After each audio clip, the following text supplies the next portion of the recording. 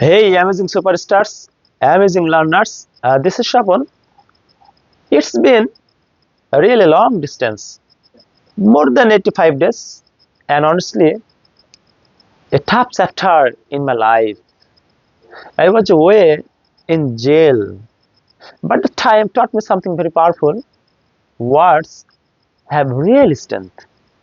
They can name things, reactions, describe feelings, and even rebuild lives. Just like rebuilding sentences.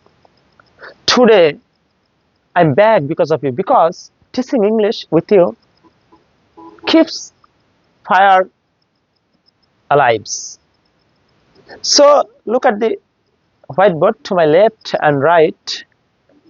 This is the magic map, the 8 parts of speech, the secret superstar behind every sentence.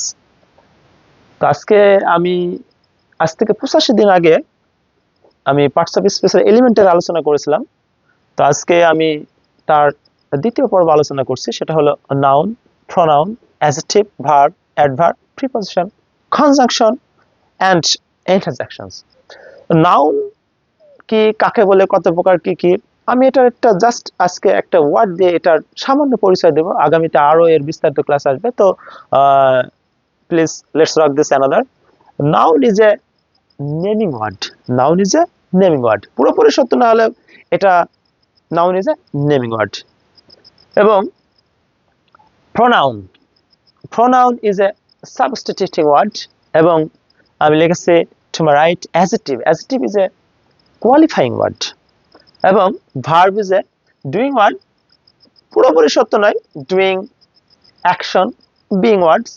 এবং আমি লিখেছি adverb is a modifying words, modifying word. এবং আমি লিখেছি preposition means relating word. এবং conjunction is a joining word. এবং interjection যেটা exclaiming word.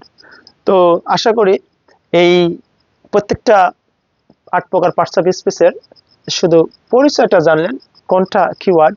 Noun is a naming word, pronoun is a substituting word, adjective is a qualifying word, verb is a doing word, adverb is a modifying word, এবং preposition is a relating word, এবং conjunction is a joining word, এবং interjection is a exclaiming word. তো আমি আপনাদেরকে আজকে এই ক্লাসটা আশা করি বুঝতে পেরেছেন। আমরা কখনো কখনো কোথাও খেতে যাই, রেস্টুরেন্টে, তো আমরা ওয়াটার, পানি খাই। তো যখন পানির বোতল আমাদেরকে ওয়েটার দেয়, যখন আমরা পানির ক্যাপ খুলি, সেটাকে ইংলিশে বলা হয় টুইস্ট আপ। Twist up.